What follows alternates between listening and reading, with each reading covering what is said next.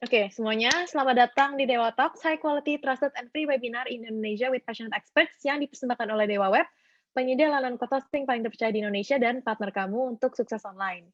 Sebelumnya perkenalkan namaku Lintang dan aku yang akan menjadi host pada malam ini yang memandu webinar malam ini dari awal sampai selesai. Jadi bagi yang udah sering ikutan Dewa Talks, jangan bosan melihat aku setiap malam atau setiap siang.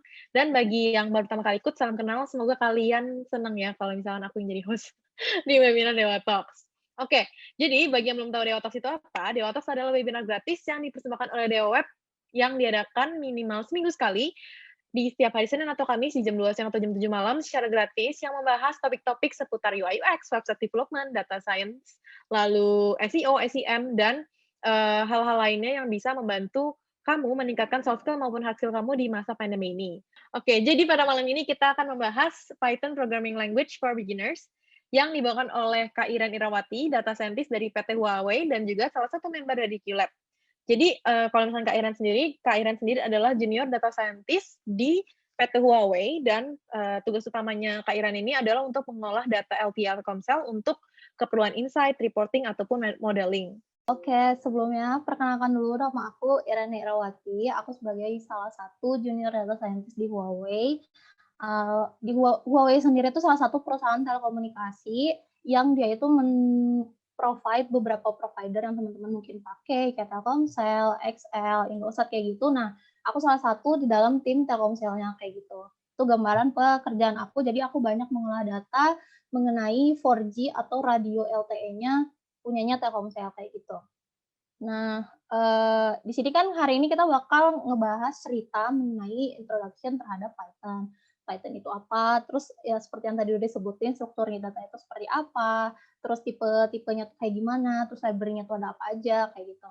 Nah, sebelumnya mungkin teman-teman, udah pernah lihat banyak banget sebenarnya analis tools itu ya, ada Python, ada R, ada SQL, ada MATLAB, kadang juga aku pribadi masih pakai Excel gitu ya. Terus juga ada scikit-learn itu untuk machine learning, terus ada Power BI dan Tableau untuk visualisasi gitu. Cuman untuk hari ini kita akan belajar mengenai Python sendiri. Kenapa sih gitu Python yang dipilih? Karena Python sendiri teman-teman tahu itu tuh udah jadi istilahnya bahasa yang sangat trendy gitu. Dia tuh bisa banget dipakai di berbagai platform, terus untuk pengembangan berbagai macam juga dia sangat terpakai, apalagi untuk sekarang tuh industri tuh semakin semuanya tuh mengarah ke yang namanya artificial intelligence gitu. Nah, di sini tuh Python sangat berperan penting kayak gitu. Sementara tuh selain itu kan saling mendukung satu sama lain, tapi Python sendiri dia tuh sangat-sangat powerful karena terus juga kenapa Python itu sangat populer, di sini jelasin karena Python itu adalah salah satu bahasa yang mudah. Nah, di sini poin pertama adalah easy. Teman-teman tahu mungkin Python itu tidak seperti bahasa pemrograman lain, dia itu bisa langsung mengidentifikasi suatu nilai itu apakah dia string, integer, ataukah dia float gitu ya, tanpa harus kita kasih tahu seperti misalkan di Java atau sih kita ketik integer, float apa kayak gitu. Nah, kalau Python tuh dia bisa langsung tahu sendiri gitu, itu tuh sebenarnya variabelnya tuh menampung tipe data apa kayak gitu. Nah, itu makanya Python itu easy dan sangat beginner friendly nih, seperti poin yang lainnya. Mudah, terus juga dia mudah ditulis. Karena Python itu nggak pakai titik koma ya teman-teman, nggak kayak bahasa pemrograman lain seringkali kita kan ketemu error tuh, terus ternyata errornya cuma di titik koma gitu, kita lupa titik koma kayak gitu. Terus juga yang tadi aku udah sebutin yaitu useful dan powerful gitu. Python tuh bisa digunakan di berbagai banyak kebutuhan, di berbagai banyak sektor, terus juga dia itu sangat-sangat powerful karena banyak banget framework-nya, library-nya, dan function-nya. Dia juga bisa untuk procedural atau OOP kayak gitu. Nah, Python sendiri tuh ini adalah library Python secara gambaran umumnya itu dibagi tiga, ada scientific computing, ada visualisasi, sama algoritmanya sendiri. Nah, di scientific computing itu dibagi lagi nih, ada Pandas, ada NumPy, ada Scipit, terus ada Matplotlib, Seaborn, Scikit-learn, dan Stop Model. Nah, di scientific computing itu ada Pandas, mungkin teman-teman udah sering dengar kalau misalkan belajar fundamental, Pandas itu biasanya untuk menampilkan struktur data dalam bentuk kolom ya, kayak di Excel gitu, di mana kita tuh bisa memanipulasi data, ngisi data, nge-concat, ngemasukin data, ngeduplikat, ngebuang, pokoknya segala macam kita bisa ngolah data di situ. Nah, terus ada NumPy. NumPy itu biasanya pengolahan data dalam bentuk array atau matrix. Mungkin teman-teman pernah belajar yang namanya matriks dan ruang vektor, terus array dimensi 1, dimensi 2, dimensi 3, kayak gitu. Nah, di situ ada operasi NumPy juga banyak banget, terus ada SciPy. SciPy ini biasanya dia lebih ke kayak integral, terus kayak kalkulus gitu loh, dia kayak ada integral, terus ada diferensial, kayak gitu. Nah, untuk visualisasinya di Python itu yang paling banyak dipakai adalah Matplotlib sama Seaborn. Nah, bedanya itu kalau Matplotlib itu biasanya untuk chart-chart yang umum, kayak misalkan pie chart, terus kayak misalkan bar chart, kayak gitu. Nah, kalau Seaborn itu dia biasanya untuk visualisasi yang lebih rumit atau kompleks, dia juga bisa interaktif gitu ya di Seaborn itu. Jadi Seaborn itu kayak higher levelnya Matplotlib. Nah, terus juga ada di algoritmanya, mungkin teman-teman pernah dengar yang namanya scikit-learn, di mana itu di sana tuh banyak banget machine learning yang kita cukup tinggal panggil aja. Makanya kenapa di sini Python tuh sangat useful, sangat powerful, tapi dia tuh sangat easy karena kita cukup panggil aja gitu. Kita nggak perlu ngoding machine learning dari awal sampai akhir, kita cukup panggil aja, kita mau pakai regresi kah, klasifikasi, atau apa gitu, cukup dipanggil aja. Nah, terus juga ada stats model, itu kayak algoritma khusus bidang statistika kayak gitu, kayak misalkan ANOVA, terus kayak misalkan statistical test, statistika model, hipotesa kayak gitu. Nah, itu untuk Python library-nya sendiri tuh kurang lebih ini yang paling banyak dipakai untuk data analis ataupun data scientist gitu ya. Nah, kalau kita kerucutkan lagi untuk data analis sendiri tuh sebenarnya banyak digunakannya tuh untuk apa sih gitu. Nah, di sini aku bagi jadi 4 besar. Pertama tuh data manipulasi. Ini tuh biasanya kita juga masih bisa ya pakai Excel di sini, data manipulasi atau data preparation. Cuman kalau misalkan kita nge-build suatu sistem, nge-build suatu aplikasi, itu bisa di-cover dengan Python gitu, di mana dia bisa manipulasi, preparation, terus dia juga bisa melakukan ekspor atau nyari insight atau bikin visualisasi, terus juga dia juga bisa modeling kayak gitu. Nah, di data manipulation itu kita bisa nulis, bisa nge-edit datanya, terus kita bisa nge-select, nge-merger, nge-concat. Mungkin teman-teman udah sering dengar istilah kayak gini. Nge-transpose, kita juga bisa bikin pivot gitu di Python, nggak cuma di Excel doang. Kita juga bisa nge-filter data, nge-convert, misalkan ngeganti data yang sebelumnya tipe datanya apa jadi apa, kayak gitu. Terus ada juga yang namanya data preparation. Nah, biasanya kan suatu data itu pada saat kita menerima data itu nggak selalu kondisinya bersih. Data itu kadang kotor gitu, ada data-data yang kita nggak butuh gitu, ada data-data yang miss dan sebagainya. Nah, Python tuh juga sangat berfungsi untuk data preparation. Misalnya preprocessing, terus dealing with missing value, terus formatting, terus normalisasi, misalnya ada data yang banyak outlier-nya, kayak gitu. Terus juga kita bisa ngubah kategorik into kuantitatif, kayak gitu, supaya datanya semuanya seragam, kayak gitu. Nah, terus selanjutnya juga digunakan untuk ekspor data itu sendiri gitu, mencari insight. Data analis itu kan sebenarnya orang paling tahu secara untuk gambaran besarnya adalah mencari insight, menggali data, supaya kita dapat informasi atau supaya data itu menjadi suatu value yang bermanfaat gitu. Jadi informasi yang bisa digunakan kayak gitu. Nah, itu tuh di tahap si exploratory data, bisa menggunakan descriptive analisis, descriptive statistik, atau mencari korelasi antara variabel, atau misalnya fitur ini terhadap fitur itu korelasinya tuh seperti apa. Misalkan kayak penjualan nih, yang paling mempengaruhi penjualan ternyata dari usianya atau dari jenis kelaminnya. Nah, kayak gitu kita mencari korelasi-korelasi kayak gitu. Terus juga dari insight yang kita dapat pasti kan lebih baik di-deliver dalam bentuk visualisasi kayak gitu. Nah, visualisasi ini tuh memudahkan kita untuk membaca data atau mendapatkan insight. Nah, di sini juga Python sesuai dengan library tadi menyediakan ada banyak kan, ada Matplotlib sama Seaborn, terus plot-plotnya juga ada banyak kayak gitu. Nah, terus biasanya kalau untuk modeling ini kadang data analis juga mengambil peran, tapi kadang biasanya di bagian itu lebih fokus ke seorang data scientist gitu, di mana dia itu banyak memanfaatkan data untuk melakukan suatu untuk membuat mesin itu belajar dari data yang udah ada gitu. Nah, itu namanya modeling gitu. Jadi kita bikin model di mana dari datanya masuk sampai datanya keluar itu mengeluarkan yang namanya entah itu prediksi, entah itu mengklasifikasi, entah itu mengklasterkan, atau entah itu kita bikin deep learning, machine learning kayak gitu macam-macam. Itu biasanya tools utamanya itu pakai scikit-learn. Yang tadi jelasin, scikit-learn itu kita cukup import terus kita panggil gitu. Kita sesuaikan sama data dan target atau objektif yang pengen kita capai kayak gitu.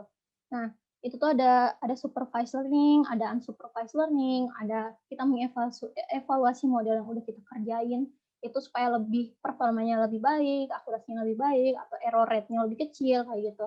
Terus juga ada yang namanya model tuning, itu juga salah satu cara supaya model kita tetap berperforma lebih baik. Terus ada fitur extraction sama fitur selection, di mana kita memilih fitur-fitur atau kolom atau variabel yang berkualitas supaya model kita bisa perform sebaik mungkin kayak gitu.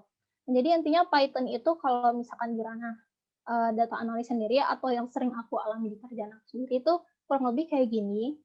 Itu yang aku alami. Terus gimana sih sebenarnya implementasi data analis sendiri? Karena kan di Huawei itu aku di bagian Telkomsel, terus di Telkomsel itu kan ada banyak ya teman-teman, ada 2G, 3G, 4G. Nah, aku tuh di bagian 4G-nya atau nama lainnya LTE. Nah, implementasinya sendiri tuh kayak gimana sih? Nah, di sini aku jelasin yang bagian ranah analisnya aja. Nah, waktu masa sebelum pandemi itu kan video conference kayak yang kita pakai sekarang itu kan nggak semua orang menggunakannya. Nah, semenjak pandemi ini kita bisa tahu kalau penggunanya itu semakin meningkat gitu. Kita bisa lihat dari payload-nya, kita bisa lihat dari durasi pemakaiannya gitu kayak gitu. Nah, terus juga kita pengen lihat nih, kalau kemarin itu aku dapat tasknya pengen lihat daerah mana sih gitu, sebenarnya yang paling mengalami growth paling tinggi kayak gitu. Ternyata tuh di daerah-daerah tertentu lah gitu ya, itu kan krusial jadi nggak aku kasih tahu. Nah, di situ tuh juga kita bisa ngebandingin nih sebenarnya antara Zoom, antara Google Meet dan lain-lainnya, itu sebenarnya siapa sih gitu yang paling banyak dipakai di daerah Jabo. Jabo tuh Jabodetabek ya maksudnya. Nah, itu salah satu contoh kecil mencari insight. Nanti data-data ini tuh akan kepake gitu untuk departemen lain, untuk bagian C-level kayak gitu. Nah, terus ada juga Disney Plus, Payload and User.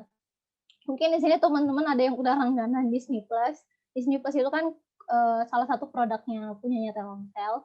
Harus kita karena dia masih baru per tahun 2020 itu, kita pengen lihat nih sebenarnya user-user mana sih gitu yang potensial gitu, yang kira-kira bisa yang tidak akan churn atau yang sekiranya tuh akan terus berlangganan kayak gitu. Istilahnya mencari potensial user itu berdasarkan payload dan network behavior mereka gitu. Sama kayak yang tadi ya, karena mungkin ini kan aku di bagian LTE ya, jadi nggak jauh-jauh dari payload, dari buffering-nya, dari downlink, uplink, kayak gitu-gitu data-datanya. Terus kita lihat, oh dia potensial nih gitu, bisa dengan mencari insight aja, atau bisa juga dengan menggunakan machine learning kayak gitu. Nah, terus ada juga yang namanya cell and sector addition modeling. Nah, ini tuh ada kaitannya dengan data science, dengan machine learning, di mana kita tuh pengen mencari, jadi kan kalau misalkan di LTE itu, teman-teman mungkin tahu ya namanya ada tower gitu. Tower tuh kan isinya tuh ada banyak sel, makanya namanya seluler karena HP itu terhubung dengan sel-sel yang ada di tower. Nah, kita tuh pengen nge-improve si sel-sel ini gitu. Tapi kita pengen tahu site mana sih gitu yang harus kita improve. Nah, cara menentukannya itu bisa lihat dari data sebelumnya, behavior sebelumnya, terus kita bangun modelnya, terus kita prediksi supaya kita tahu sebenarnya lokasi mana sih yang harus kita lakukan improvement kayak gitu. Nah, kurang lebih di telekomunikasi sendiri gambarannya sendiri itu seperti ini, karena aku sendiri di bagian planning dan optim, jadi lebih banyak mencari tahu yang potensial, yang prediksi, yang kayak gitu untuk meningkatkan, untuk improve kayak gitu kebanyakan. Nah, terus,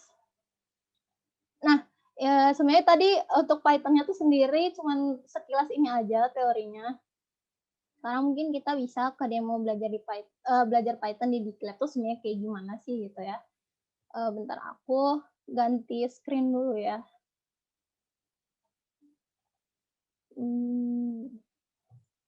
Wait ya.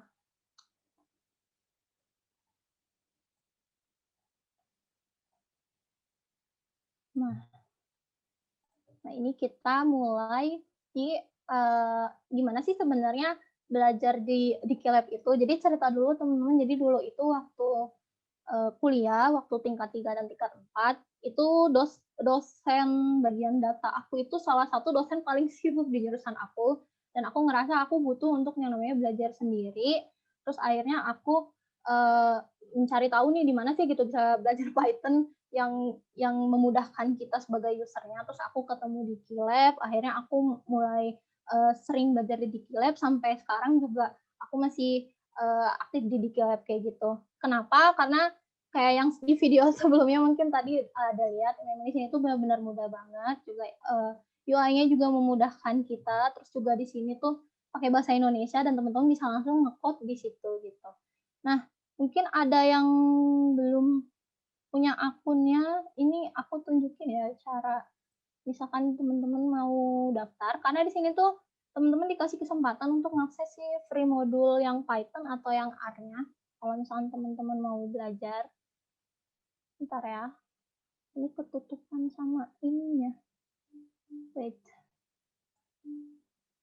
Nah ini, sign up-nya ketutupan. Nah, misalkan teman-teman mau daftar, itu bisa di sini. Nah, nanti teman-teman masukin aja emailnya apa, email teman-teman, terus nomor WhatsApp, password, terus nanti akun kalian langsung jadi deh gitu. Nah, terus kalian bisa nyobain si free modulnya gitu, supaya tahu sebenarnya senyaman apa sih gitu belajar di Qlab kayak gitu ya.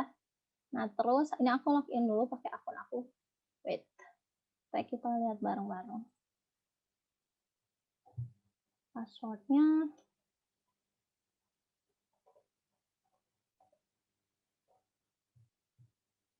Kok salah? Itu ya?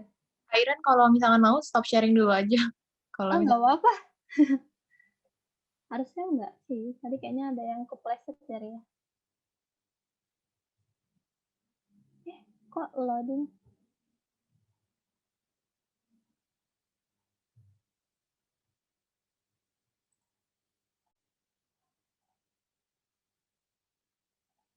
Waduh. Oh ya, ini udah masuk. Nah, kayak yang tadi aku jelasin kan, data analysis itu tools-nya yang paling utama itu ada R, Python, ada SQL, dan di sini ada Excel juga. Di sini di Qlab tuh menyediakan R, Python, sama SQL. Terus teman-teman di sini bisa nyobain sih free modulnya nih. Nah, ini kita cobain bareng-bareng aja. Oke, lihat ya. Ini koneksiku kayak.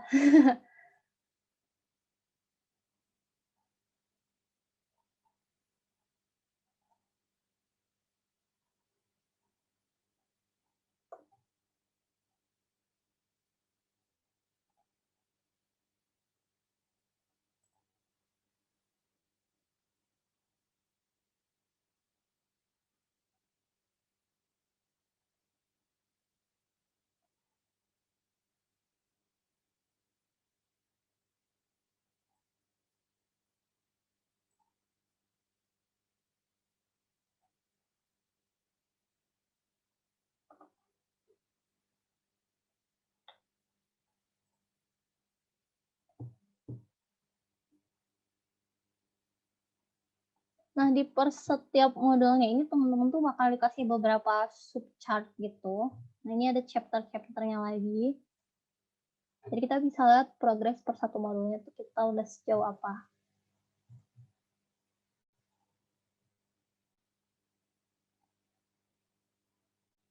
Nah, di Qlab sendiri tuh biasanya modulnya itu dalam bentuk storytelling ya teman-teman. Jadi nggak kayak talk materi gitu doang.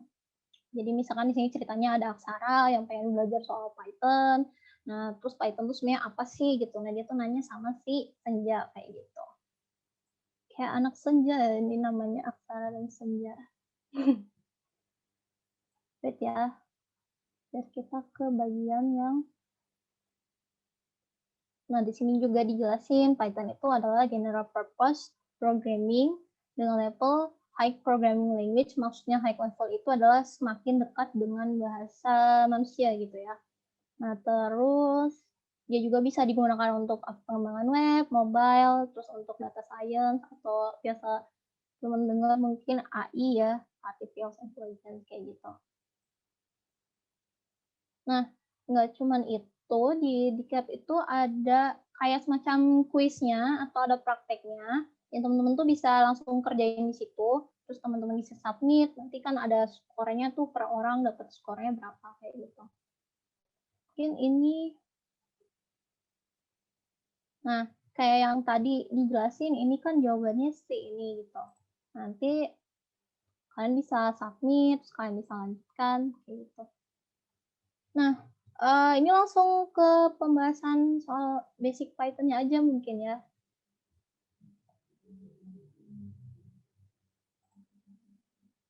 Wait. Tadi ini udah list library Python. Itu tuh.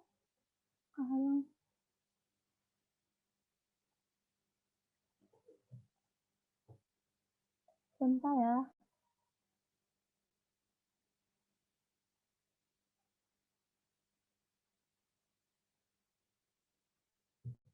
Nah, kayak yang tadi sebelumnya aku udah jelasin, di Diklat juga ada gambarannya sendiri, sekitar itu apa, Seaborn, IP, Pandas. Nah, kayak gini, kurang lebih sama dengan penjelasan yang tadi aku jabarin. Nah, kita masuk ke pembahasannya aja. Wait.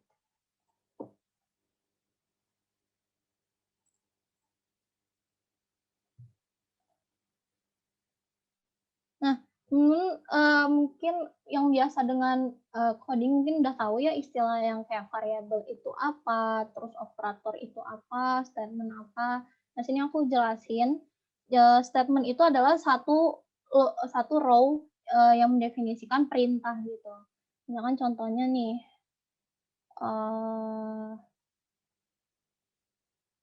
misalkan contohnya kayak gini, print ini, terus print ini. Nah, itu tuh disebut dengan statement gitu. Nah, terus ada juga yang disebut dengan variabel. Variabel itu tuh apa? Variabel itu adalah sesuatu yang menampung nilai data atau informasi kayak gitu. Nah, misalkan contohnya nih, bill sama dengan 10. Nah, bill ini adalah si variabel itu gitu. Nah, si 10 ini adalah nilai yang dia tampung kayak gitu. Nah, nama lain dari nilai yang ditampung oleh variabel itu namanya literal. Jadi si 10 tadi adalah literal kayak gitu. Terus ada juga yang namanya operator. Operator itu misalkan bikin sama dengan atau titik dua atau misalkan bikin lebih kecil sama dengan, lebih besar sama dengan, tidak sama dengan kayak gitu.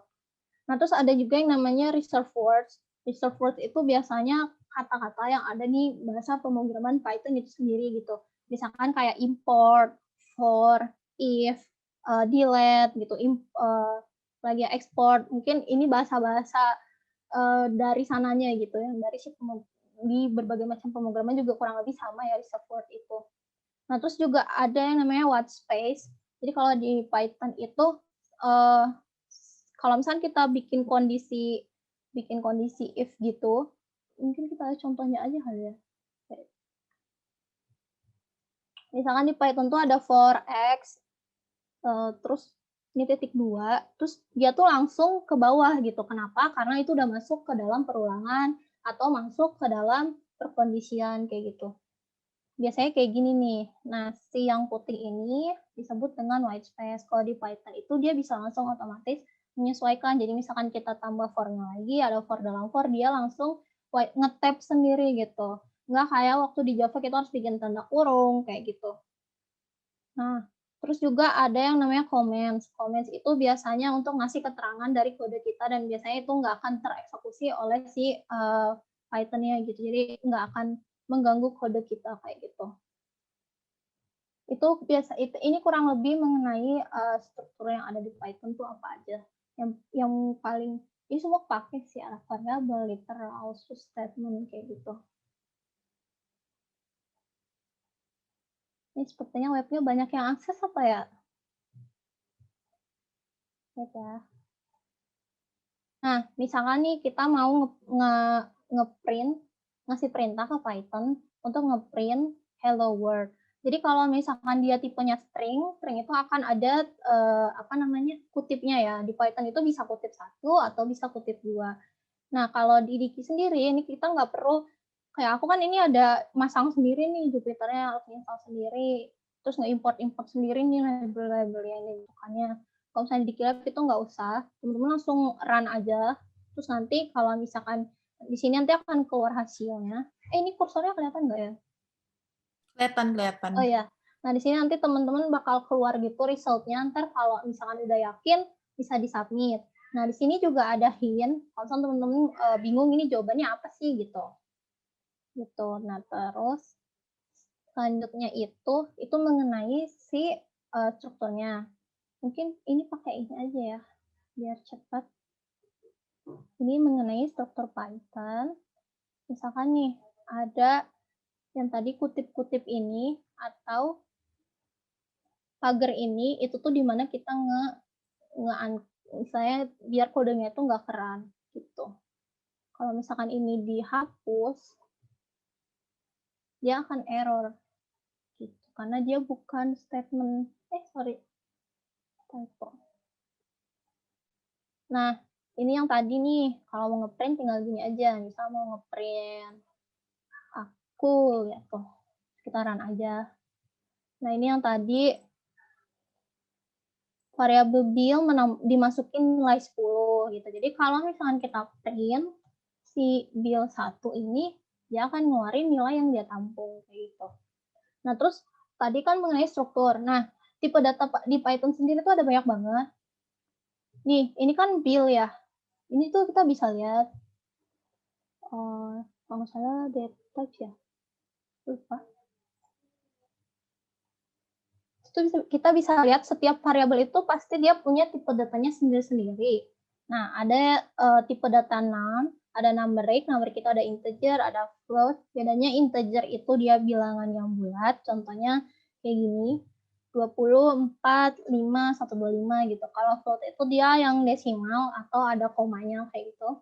Terus ada juga boolean, boolean itu true or false kayak gitu. Terus ada juga sequence itu ibarat kayak list atau urutan yang banyak. Itu tuh ada str, ada list, ada tuple, terus juga ada set, terus juga ada map atau dictionary kayak gitu. Nah, ini contohnya kalau untuk si numeric boolean, terus integer false sama boolean kayak gitu. Nah, terus yang lainnya ini, yang sequence sama set, itu misalkan ini str itu dia menampung data-data yang berbentuk string ya, atau kalimat gitu. Misalkan kita masukin fungsi str 5,3, maka 5,3 ini tuh bentuknya tuh bukan angka gitu, tapi dia string kayak gitu. Nah, terus ada juga yang namanya list sama tuple.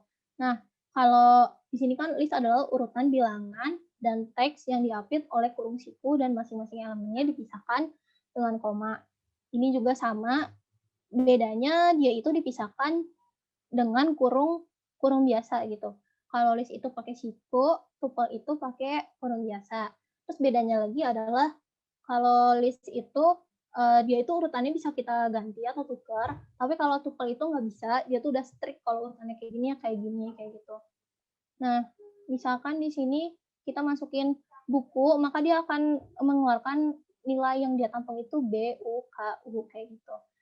Nah, terus dia juga kalau misalkan ini kan ada kurung terus kurawal. Ini bedanya apa sih gitu? Ini kan ada yang kurung 1, 2, 3 itu menampung nilai 1, 2, dan 3. Tapi kalau misalkan dia ada kurung kurawalnya lagi, itu nama lainnya adalah set gitu. Jadi ini kalau teman-teman kelihatan nggak ya? Jadi ini tuh kurung terus ada kurung kurawalnya. Jadi di dalam list itu tertampung yang namanya set. Jadi kalau di set itu mirip sama list, tapi bedanya kalau set itu semua datanya itu harus unik, nggak boleh ada yang berulang.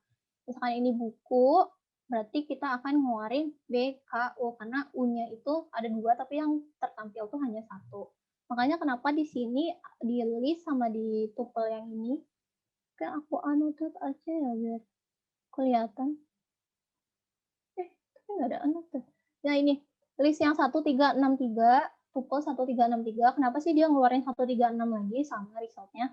Karena ini ada tanda kurang kurawal, itu artinya tuh set di dalam list, terus set di dalam tuple kayak gitu. Nah, misalkan ini contohnya kita mau nulis belajar Python di Qlet gitu. Jadi teks menampung string ini. Nah, terus kita keluarin nih si teks ini. si tool belajar Python di GitLab. Nah, kalau list itu dia akan memisahkan sendiri-sendiri kayak gini, tapi dalam bentuk kurung kurawal. Nah, ini tuh nanti kita bisa panggil gitu, kita bisa tukar-tukar juga urutannya. Nah, kalau tuple ini dia dalam kurung biasa. Ini juga dia berurut, tapi kita nggak bisa nuker urutan ini seperti list. Kalau list tuh kita juga masih bisa nyisipin, misalkan kita mau insert apa ke teks itu gitu, itu bisa. Tapi kalau tuple itu nggak bisa. Nah, terus kalau misalkan set, kayak yang tadi aku bilang, set itu semua nilainya tuh harus unik.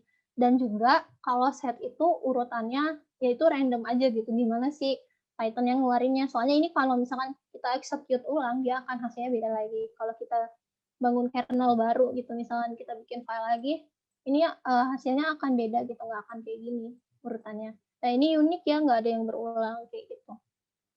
Tapi kalau di Python tuh ada sensitivitas, jadi kalau huruf besar sama huruf kecil itu dianggap beda.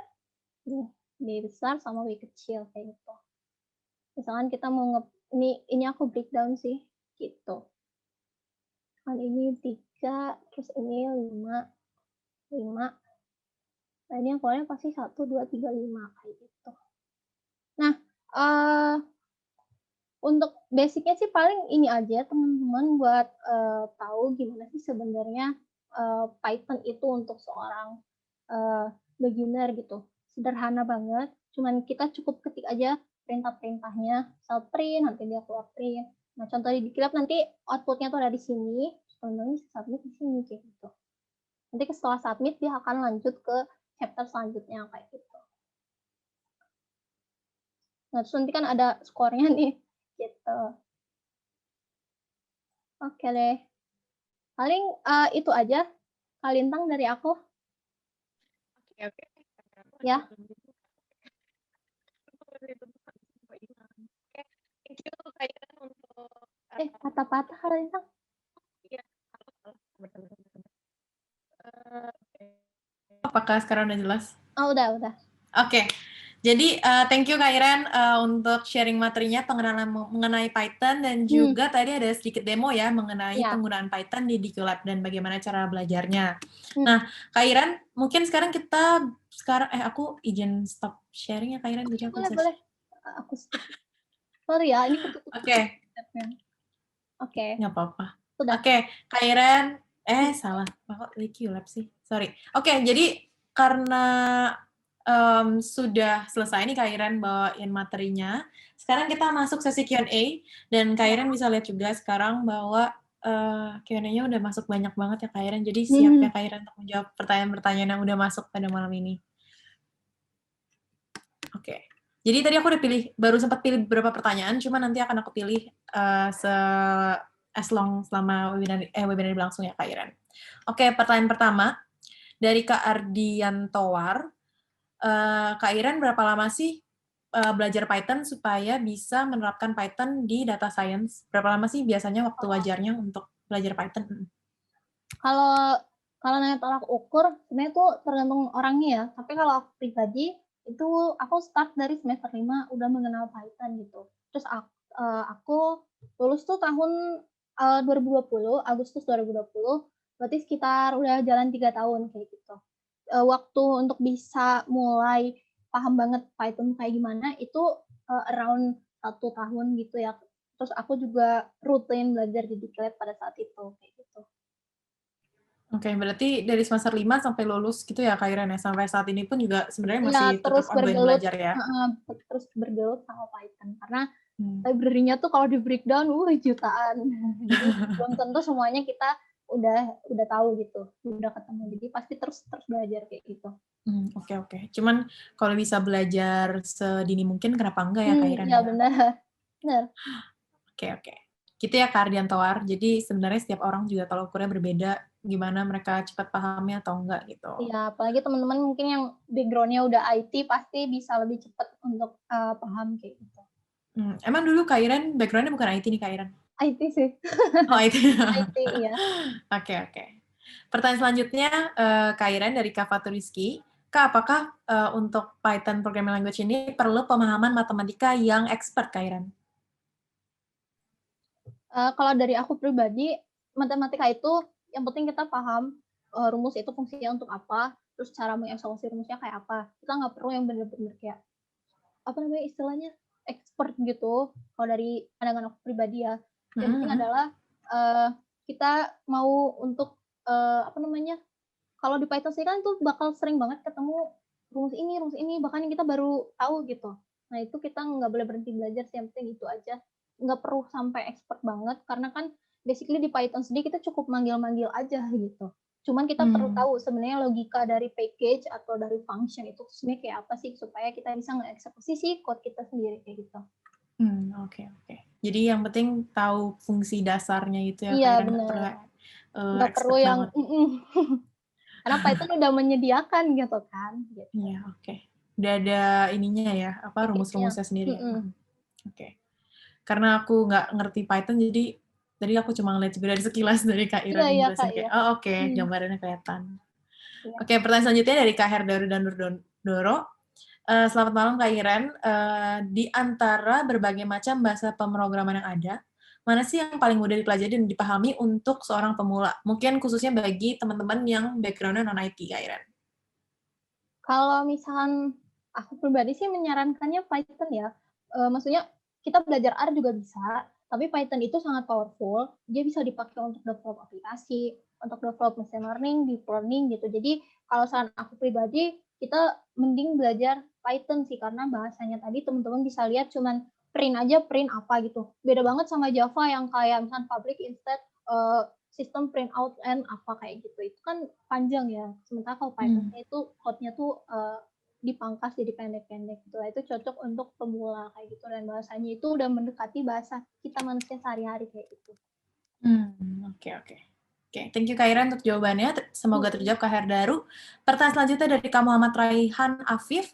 Untuk memulai karir kakak di data scientist, awalnya kakak belajar tentang data duluan atau coding duluan Kak Ira?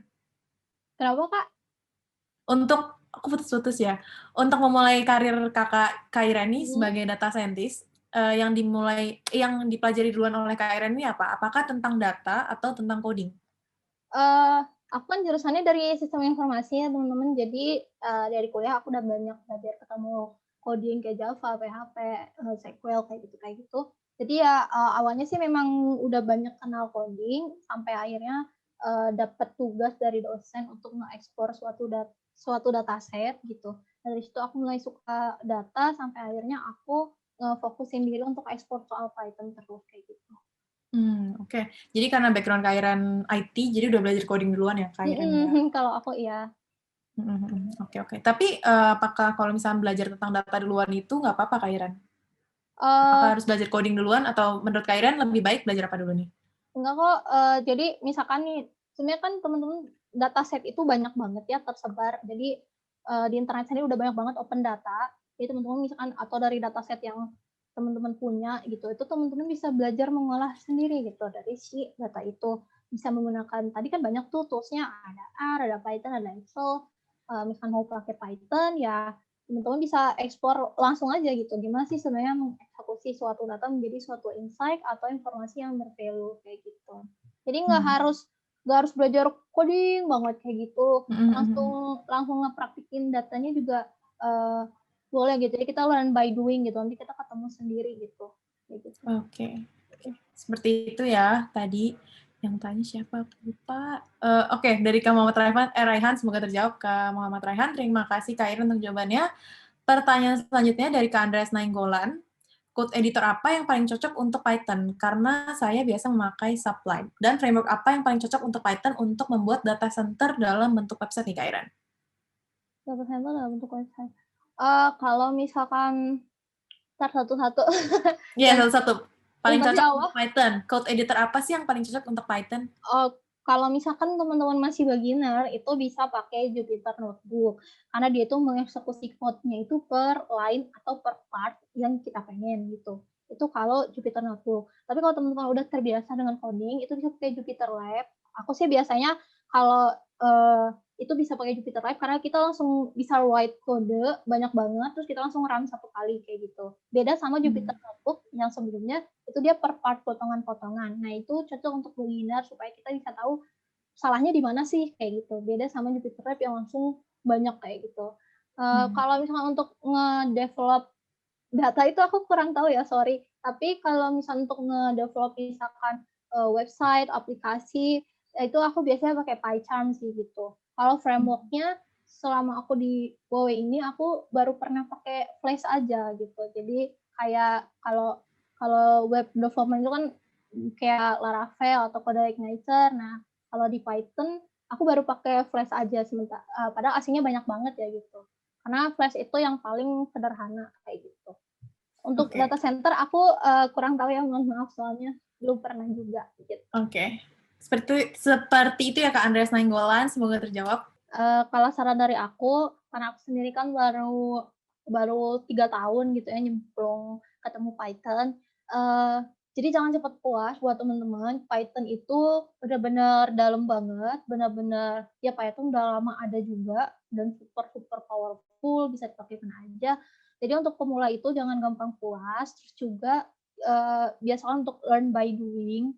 Jadi kalau kita ngerjain apa gitu, kita juga kita juga belajar gitu dari diri kita sendiri, mau nyobain ini, mau nyobain itu gitu, supaya kita paham macem-macemnya tuh kayak gimana gitu. Nah intinya sih itu satu ya, jangan cepat puas, terus terus konsisten gitu belajar Python, karena mungkin orang lihatnya Python memang simpel, Python memang sederhana, Python memang gampang implementasikan, tapi pada kenyataannya itu pasti banyak banget masalah-masalah yang sering kita temui pada saat kita ngoding. Nah itu jadi jangan gampang puas. Nah kalau buat pemula sih bisa mulai dari basic-basic aja. Kayak misalnya di course itu kan pasti banyak banget dikasih pelajaran basic-basic kayak gitu. Nah itu didalami aja dan jangan terpentok hanya di situ aja gitu. Jadi intinya adalah ya itu jangan cepat puas. Jadi kalau kita udah dapet apa, udah aja gitu. Nah kita harus coba belajar lagi dan ekspor lagi di yang lainnya. Kayak gitu sih Kak Lintang. Kemudian ini untuk media sosial Dewa Web. Jadi kalau misalnya kalian tertarik untuk mengetahui lebih lanjut mengenai cloud hosting, VPS, server, domain, atau website, kalian bisa langsung aja ke dewaweb.com. Atau kalau misalnya kalian mau nonton tutorial gratis yang disediakan oleh Dewa Web, kalian bisa banget kunjungi YouTube kita di Dewa Web, youtube.com/dewaweb. Di situ kita banyak menyediakan tutorial mulai dari pengembangan website, pengembangan SEO, pengembangan SEM, SMM, dan juga tayangan-tayangan ulang webinar kita yang pernah kita selenggarakan sebelumnya itu ada di YouTube kita di Dewa Web. Jadi jangan lupa subscribe ya ke YouTube kita di Dewa Web. Kemudian kalau misalnya kalian tertarik dengan webinar-webinar gratis ini yang kalian saat ini hadiri, kalian bisa langsung aja kunjungi kita di dewatalks.com untuk mendaftar ke webinar selanjutnya, atau bisa follow kita di sosial media di Facebook dan juga Instagram dengan nama Dewa Talks Official. Hai sahabat Dewa Web, video ini merupakan tayangan ulang webinar Dewa Talks yang telah diadakan beberapa waktu lalu. Kalau kamu tertarik dengan tayangan ulang webinar ini, yuk jangan sampai ketinggalan untuk ikutan webinar selanjutnya. Nantinya, selain bisa bertanya secara langsung kepada para pembicara, kamu juga bisa mendapatkan e-certificate dan juga door prize dari Dewa Talks. Mau ikutan? Caranya gampang banget, kamu bisa langsung aja daftarkan diri kamu di dewatalks.com. Setelah itu kamu akan terdaftar sebagai peserta webinar Dewa Talks. Eits, tenang aja, webinar ini gratis dan gak dipungut biaya sama sekali. Tunggu apa lagi? Yuk jangan sampai ketinggalan dan aku tunggu kamu di webinar Dewa Talks selanjutnya. Cari hosting yang aman, Dewa Web.